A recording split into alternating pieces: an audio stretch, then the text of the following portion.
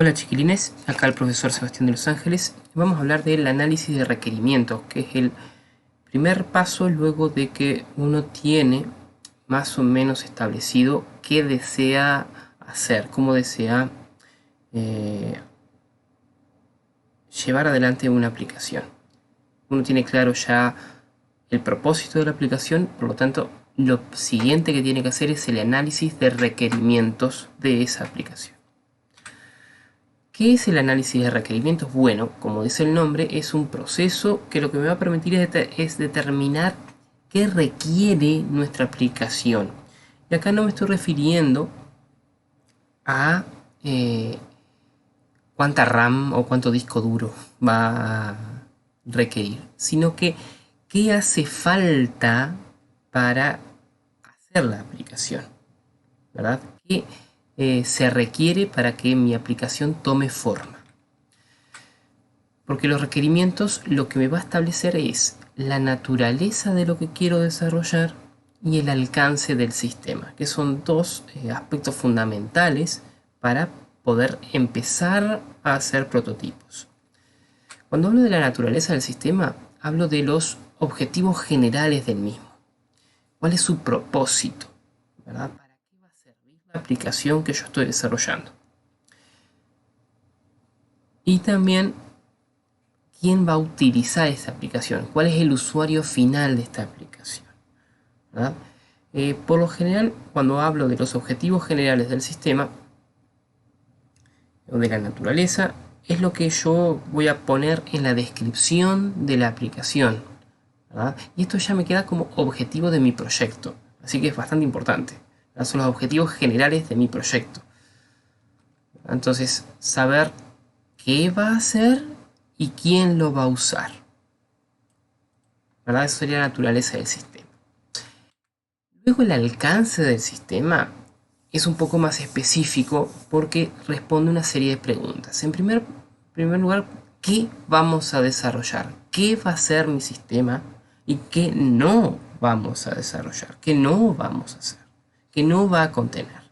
¿Y qué va a hacer determinada funcionalidad y qué no va a hacer determinada funcionalidad? Por ejemplo, si yo estoy haciendo una aplicación web con usuarios y yo digo, bueno, la aplicación va a tener, le va a dar la posibilidad al usuario de crearse un perfil. Bien, pero también hay que decir que no va a tener el perfil.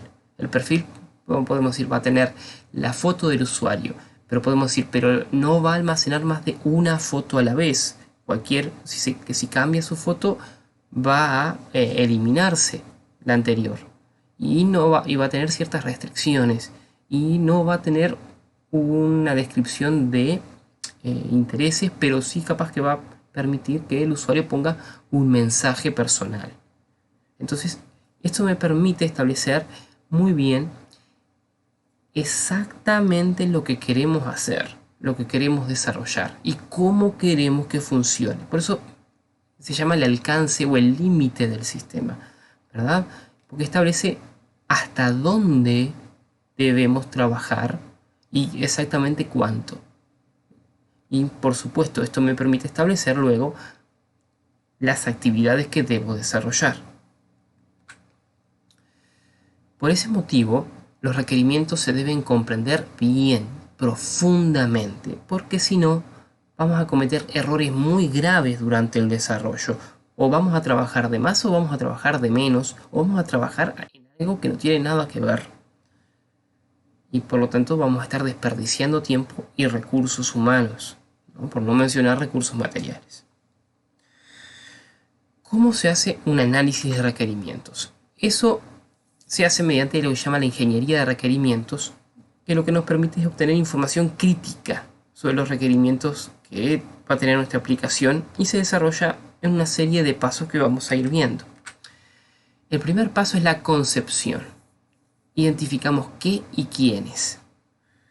O sea, cuál es el problema básico o la solución requerida sobre la cual queremos trabajar. Capaz que queremos trabajar sobre un problema o queremos trabajar mejorando una solución, ¿verdad? Capaz que ya tenemos la solución, pero en todo caso tenemos que determinarlo bien, tenerlo por escrito y bien determinado sin ambigüedades.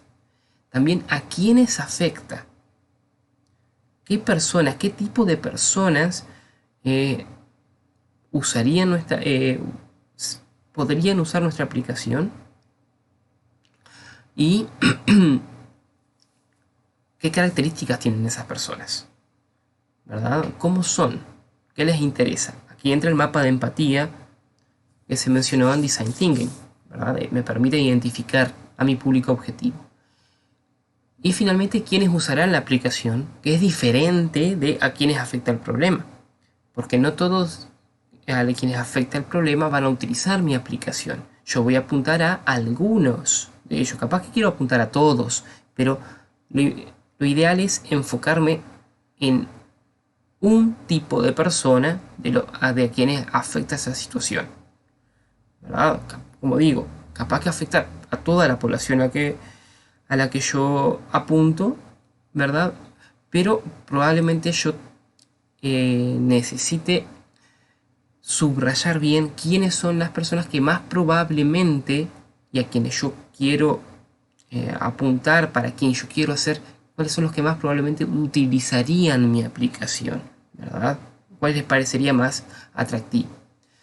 Para tener esta información, la única forma es establecer canales de comunicación. Tengo que ponerme en contacto con las personas que viven la situación que yo quiero trabajar con mi aplicación. Tengo que conocer a esas personas, tengo que investigar. El paso 2 es justamente indagar. Tengo que preguntarle al cliente qué quiere en la solución. Una vez que yo tengo bien determinado el grupo de personas con el cual voy a trabajar, tengo que averiguar qué necesita. Por lo general, ¿verdad? Y a veces en especial si las personas nos solicitan a nosotros el desarrollo de la aplicación, el cliente no sabe para nada qué es lo que necesita. Tiene una idea, ¿verdad? Tiene un deseo quizás, pero no sabe lo que necesita. Él quiere algo, el cliente quiere algo, pero no es necesariamente lo que necesita. Tiene un deseo. Nosotros tenemos que ver cuál es su necesidad. Y hay una diferencia. Porque el deseo es muy grande y es ambiguo. Y las necesidades son muy específicas y son limitadas. Y para poder diferenciar el deseo de la necesidad hay que tener en contacto con la realidad del usuario, del cliente, para entenderlo. Nuevamente, lo que venimos diciendo desde antes, el mapa de empatía es una herramienta fundamental para empezar a comprender esto. Algo que hay que tener en cuenta es que los requerimientos que surjan en esta etapa van a ser volátiles. ¿Por qué? Como estamos conociendo al cliente, todo lo que nosotros determinemos en este momento puede cambiar de un momento a otro, ¿verdad? Es una etapa en la cual se investiga y se obtiene mucha información, pero hay que ir filtrándola constantemente para ir intentando llegar a lo más esencial, justamente para no trabajar de más adelante. Una cosa a tener en cuenta es que por lo general las soluciones que vamos a plantear ya existen de alguna manera o de alguna forma en la realidad, en el mundo, en otra parte. Y es buena idea nutrirnos de estas soluciones, ya sea para inspirarnos para nuestra propia solución o para descubrir un camino nuevo o para hacer algo diferente, o porque justamente tenemos que entender cómo se realiza una determinada tarea, ¿verdad? Por un tema de normativa, por ejemplo. Entonces hay que conocer la realidad para nutrirnos, ¿verdad? Para que nuestro equipo se nutra de estas soluciones, de estas formas de hacer las cosas, las entienda bien, para que justamente pueda aplicar ese conocimiento en el desarrollo de nuestra propia solución. El paso 3 es la elaboración de los requerimientos y tiene que ver con categorizar la información obtenida. No toda la información tiene igual importancia, no toda la información habla de lo mismo. Entonces, en lo que tenemos que concentrarnos es en escenarios de uso y en clases de análisis. ¿verdad? Para de esa manera generar un modelo de requerimientos. Porque estos elementos nos van a ser sumamente útiles cuando vayamos a programar, porque ya nos van a dar los primeros elementos tangibles sobre qué va a haber a nivel de programación, ¿verdad? En cuanto a clases y a funcionalidades. Vamos a ver qué es un escenario de uso. ¿Verdad? Los escenarios de uso me responden dos preguntas. La primera es, ¿cómo va a usar? ¿Qué usos le va a dar el usuario a mi aplicación? ¿Verdad? Tiene que ver muchísimo con el para qué de mi aplicación. Pero acá nos volvemos más específicos todavía y tenemos que descifrar el uso específico que el usuario le va a dar a mi aplicación, ¿verdad? ¿Cómo la va a usar? ¿De qué manera? ¿Verdad? Tengo que tenerlo más o menos claro. Cuanto más claro, mejor. Y luego, ¿qué datos se manejan durante el uso? Al realizar estas actividades, el usuario, ¿qué datos va a generar? ¿Qué información se va a generar que mi aplicación debe absorber o que el usuario debe ingresar a mi aplicación para que justamente mi aplicación funcione, ¿verdad? Para que la tarea se pueda realizar dentro de mi aplicación? Por ejemplo, si lo que yo estoy haciendo es supongamos, una aplicación de facturación, yo tengo que tener en cuenta de que el usuario, ¿qué uso les va a dar el usuario? Bueno, quizás mi usuario trabaja en una ferretería, o tiene una ferretería, o mi usuario tiene un almacén. Son dos casos muy diferentes, porque en el caso del almacén, quizás lo que el cliente le va a comprar es medio kilo de fideos, pero en el caso de la ferretería, no, lo que va a comprar es una caja de tornillos, ¿verdad? Y son formas diferentes de vender productos. Por lo tanto, yo tengo que entender muy bien, ¿verdad? Las diferentes formas en que el usuario va a trabajar con mi aplicación.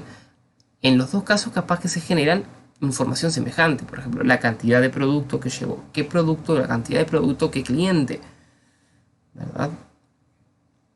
Pero en los dos casos yo tengo que analizar bien para entender qué usos le va a dar el usuario a mi aplicación y cómo va a darse ese uso, qué datos se van a generar. Las clases de análisis, por otra parte, tienen que ver con qué objetos, qué personas o qué entidades interactúan durante el proceso de uso. Por ejemplo, en el ejemplo que recién dimos, tenemos productos, clientes, facturas, ¿verdad? Formas de pago.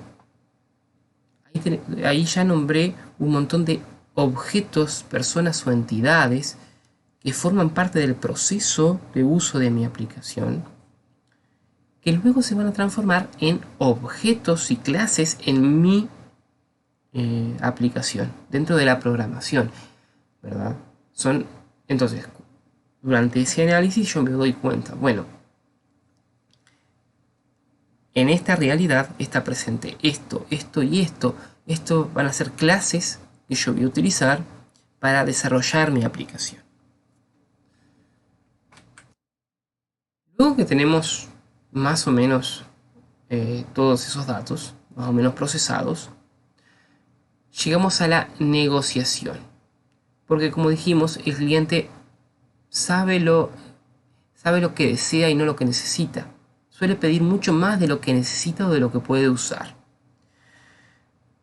Por lo tanto, no podemos tampoco descartar de plano esos requerimientos extra. Lo que tenemos que hacer es ordenarlos por prioridad. Nuestro equipo ya debe tener una idea de exactamente lo que necesita el cliente, pero nuestro cliente capaz quiere algunas cosas más, por lo tanto, y nos va a pedir esas cosas más. Y debemos ver qué es más prioritario con el cliente y evaluar ¿verdad? Si esos requerimientos están en conflicto o no con los requerimientos que determinamos que son necesarios, ¿verdad? Si, por ejemplo, o si complejiza mucho el desarrollo. Por ese motivo es necesario negociar la inserción o no en el proyecto mediante acuerdos. Estos acuerdos pueden tener que ver con mayor tiempo, ¿verdad?, para el desarrollo o en general mayores recursos, ¿verdad?, en cuanto monetarios, de tiempo, como mencioné, en fin, para el desarrollo del proyecto. Pero como en esto hay que llegar a acuerdos con el cliente, que en lo posible tienen que quedar por escritos, cuando es algo más formal. Finalmente, cuando se definió todo, tenemos el conjunto de objetivos y necesidades reales que se deben desarrollar. Esto es en lo que se va a trabajar. Con estos podemos establecer finalmente los límites del proyecto, ¿verdad? Porque ahora sabemos exactamente qué vamos a hacer y qué no vamos a hacer. Los casos de uso que tienen que ver con la forma en que el usuario va a utilizar nuestra aplicación y podemos empezar a desarrollar prototipos en base a eso. En este punto y en todos los puntos es necesario manejar una cierta flexibilidad, ¿verdad? Tanto exigirla del cliente como tenerla uno mismo, ¿verdad? Sobre todo durante la presentación de los prototipos, ya que es muy probable que tengamos que ir haciendo modificaciones en el camino, en el vamos. De todo eso, el cliente va a... Recuerden que durante la presentación de prototipos, la idea es justamente escuchar la voz del cliente en cuanto a qué es lo mejor, cuál es el mejor camino. Por lo tanto, tenemos que estar dispuestos a recibir críticas, ¿verdad?, para ir mejorando nuestro producto. Finalmente llegamos a la validación, en el cual los objetivos que planteamos antes se analizan. ¿Para qué?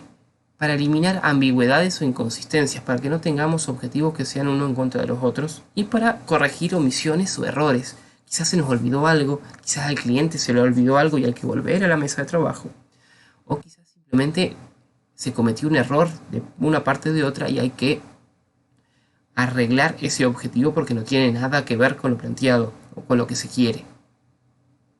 Por ese motivo, como no basta nuestra visión en este caso, es importante incluir al usuario en este paso para tener su punto de vista sobre cómo va avanzando este proceso de análisis. Finalmente, hay un paso que tiene que ver con los desarrollos futuros, que es la administración. Y lo que hacemos es, y esto es un paso que se da más adelante, cuando el proyecto ya está bien avanzado, y en ese momento lo que se plantea es, se analizan los requerimientos para ver si lo que estamos haciendo nos sirve para un proyecto nuevo, ¿verdad? O por si necesitamos modificar los requerimientos actuales para una nueva versión de nuestra aplicación, ¿verdad? Esto es un paso que siempre se da en proyectos grandes, ya que justamente la idea es que el proyecto en el que estamos funcione como insumo para el proyecto siguiente. Muy bien, chiquilines. Con esto vimos lo que tiene que ver con el análisis de requerimientos, que es el paso que ustedes tendrían que estar tomando en este momento, ¿verdad? Voy a poner las tareas correspondientes en CREA para que ustedes puedan desarrollar el análisis de requerimientos y presentar los resultados o ir presentando resultados, ¿verdad? Para que justamente ir avanzando en el proyecto.